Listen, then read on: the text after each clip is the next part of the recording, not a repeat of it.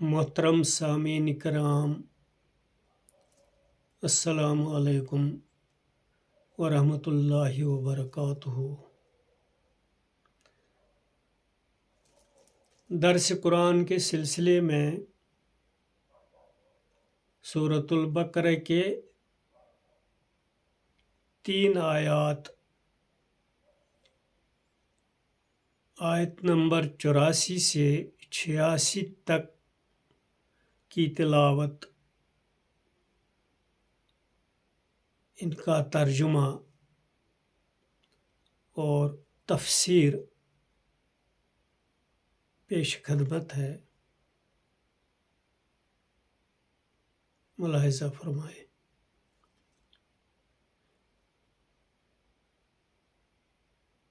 بسم اللہ الرحمن الرحیم۔ وَإِذْ أَخَذْنَا مِيثَاقَكُمْ لَا تَسْفِكُونَ دِمَاءَكُمْ وَلَا تَخْرِجُونَ أَنفُسَكُم مِّن دِيَارِكُمْ ثُمَّ أَقْرَرْتُمْ وَأَنْتُمْ تَشْهَدُونَ۔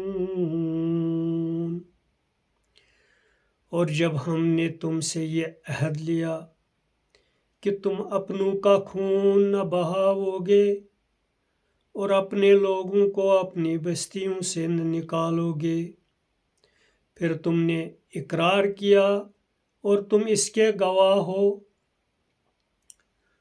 ثم انتم ہؤلاء تقتلون انفسکم وتخرجون فریقا منکم من دیارہم تظاہرون علیہم بالاسم والعدوان وَإِنْ يَأْتُوكُمْ أُسَارَىٰ تُفَادُوهُمْ وَهُوَ مُحَرَّمٌ عَلَيْكُمْ إِخْرَاجُهُمْ أَفَتُؤْمِنُونَ بِبَعْضِ الْكِتَابِ وَتَكْفُرُونَ بِبَعْضٍ فَمَا جَزَاءُ مَنْ يَفْعَلُ ذَلِكَ مِنْكُمْ إِلَّا خِزْيٌ فِي الْحَيَاةِ الدُّنْيَا وَيَوْمَ الْقِيَامَةِ يُرَدُّونَ إِلَىٰ أَشَدِّ الْعَذَابِ وَمَا اللَّهُ بِغَافِلٍ عَمَّا تَعْمَلُونَ۔ پھر تم ہی وہ ہو کہ اپنوں کو قتل کرتے ہو اور اپنے ہی ایک گروہ کو ان کی بستیوں سے نکالتے ہو، ان کے مقابلے میں ان کے دشمنوں کی مدد کرتے ہو گناہ اور ظلم کے ساتھ، پھر اگر وہ تمہارے پاس قید ہو کر آتے ہیں تو تم فدیہ دے کر ان کو چھڑاتے ہو، حالانکہ خود ان کا نکالنا تمہارے اوپر حرام تھا۔ کیا تم کتاب الہی کے ایک حصہ کو مانتے ہو اور ایک حصے کا انکار کرتے ہو؟ پس تم میں سے جو لوگ ایسا کریں ان کی سزا اس کے سوا کیا ہے کہ ان کو دنیا کی زندگی میں رسوائی ہو اور قیامت کے دن ان کو سخت عذاب میں ڈال دیا جائے گا، اور اللہ اس چیز سے بے خبر نہیں جو تم کر رہے ہو۔ اولئک الذین اشتروا الحیاۃ الدنیا بالآخرہ فلا یخفف عنہم العذاب ولا هم ینصرون۔ یہی لوگ ہیں جنہوں نے آخرت کے بدلے دنیا کی زندگی خریدی، پس نہ ان کا عذاب ہلکا کیا جائے گا اور نہ ان کو مدد پہنچے گی۔ ان آیات بینات کی تفسیر یہ ہے، قدیم مدینہ کے اطراف میں 3 غیر عرب قبیلے آباد تھے جن کے نام بنو نذیر، بنو قریظ اور بنو قینقاع، یہ سب موسوی شریعت کو مانتے تھے، مگر ان کی زوال یافتہ ذہنیت نے ان کو الگ الگ گروہوں میں بانٹ رکھا تھا۔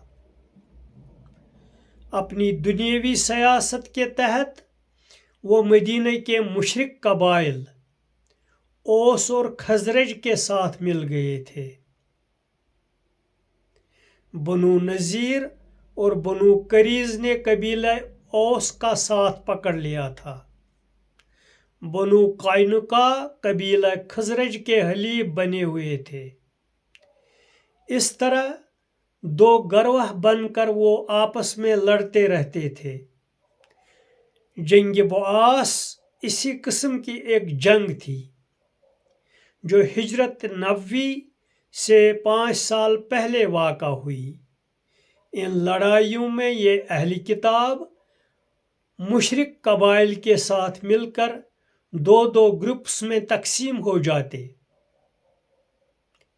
ایک گروپ میں شامل ہونے والے اہل کتاب مشرکین کے ساتھ مل کر دوسرے گروپ میں شامل ہونے والے اہل کتاب کو قتل کرتے اور ان کو ان کے گھروں سے بے گھر کرتے۔ پھر جب جنگ ختم ہو جاتی تو وہ تورات خدائی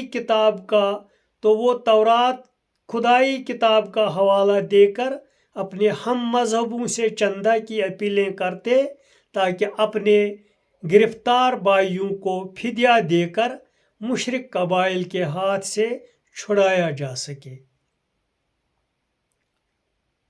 انسان کے جان و مال کے احترام کے بارے میں وہ خدا کے حکم کو توڑتے تھے اور پھر اپنی ظالمانہ سیاست کا شکار ہونے والوں کے ساتھ نمائشی ہمدردی کر کے ظاہر کرتے کہ وہ بہت دیندار ہیں۔ یہ ایسا ہی ہے جیسے ایک شخص کو ناحق قتل کر دیا جائے اور اس کے بعد شرعی طریقہ پر اس کی نماز جنازہ پڑھی جائے۔ شریعت کے اصلی اور اساسی احکام آدمی سے جاہلی زندگی چھوڑنے کے لیے کہتے ہیں۔ وہ اس کی خواہش نفس سے ٹکراتے ہیں۔ وہ اس کی دنیا دارانہ سیاست پر روک لگاتے ہیں۔ اس لیے آدمی ان احکام کو نظر انداز کرتا ہے۔ وہ حقیقی دینداری کے جوئے میں اپنے کو ڈالنے کے لیے تیار نہیں ہوتا، البتہ کچھ معمولی اور نمائشی چیزوں کی دھوم مچا کر یہ ظاہر کرتا ہے کہ وہ خدا کے دین پر پوری طرح قائم ہے، مگر یہ خدا کے دین کا خود ساختہ ایڈیشن تیار کرنا ہے۔ یہ دین کے اخروی پہلو کو نظر انداز کرنا ہے اور دین کے بعض وہ پہلو جو اپنے اندر دنیاوی رونق اور شہرت رکھتے ہیں ان میں دینداری کا کمال دکھانا ہے۔ دین میں اس قسم کی جسارت آدمی کو اللہ کے غضب کا مستحق بناتی ہے، نہ کہ اللہ کے انعام کا۔ وآخر الدعوانا ان الحمد للہ رب العالمین وباللہ توفیق۔